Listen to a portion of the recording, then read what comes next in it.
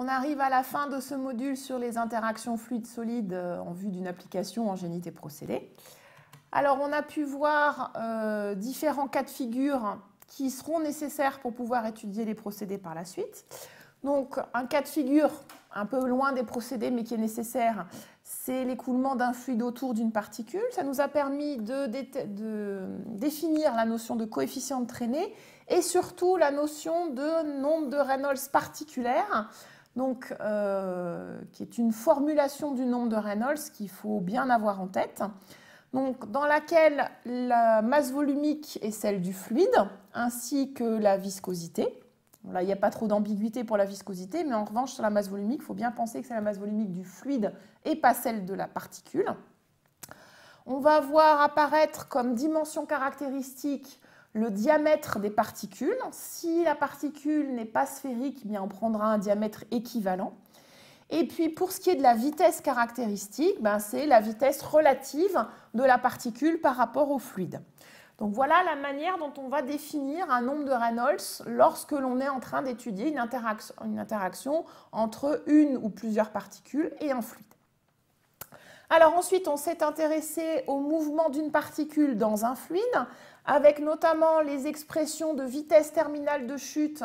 Et vous avez vu qu'on a des expressions différentes en fonction des régimes, donc régime de Stokes, Van Allen et Newton, en fonction de la valeur du nombre d'Archimède.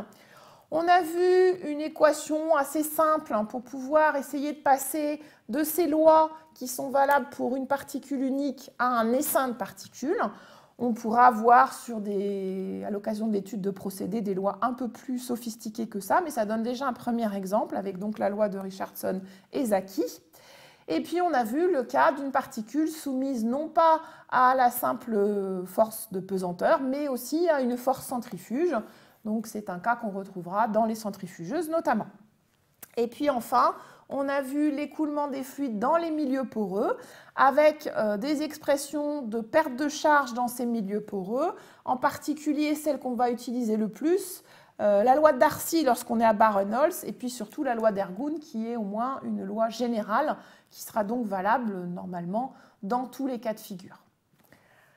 Alors, si vous voulez aller plus loin, je vous mentionne ici 4 ouvrages particulièrement intéressants. Alors, on va dire que les 3 premiers sont des ouvrages, disons, quantitatifs. Vous allez trouver les différentes lois que je vous ai présentées, mais aussi des choses un peu plus avancées. Et puis, je vous mentionne aussi cet ouvrage-là, qui, comme son nom l'indique, est en fait un album de photos. C'est un travail assez ancien, mais avec des photos magnifiques sur des problèmes d'interaction fluide-solide, pas seulement, mais surtout sur ce type de problème. Donc n'hésitez pas à le feuilleter si vous en avez l'occasion. C'est vraiment un ouvrage remarquable, surtout quand on sait à quelle époque ces photos ont été réalisées. Alors vous avez évidemment les références détaillées de tous ces ouvrages au niveau de votre support, au niveau du module. J'espère que cette série de capsules vidéo et le module qui est associé ainsi que les différents exercices vous auront permis de vous mettre au point sur les différentes lois que l'on va ensuite retrouver lorsqu'on va utiliser un certain nombre de procédés dans lesquels on va faire intervenir des particules solides.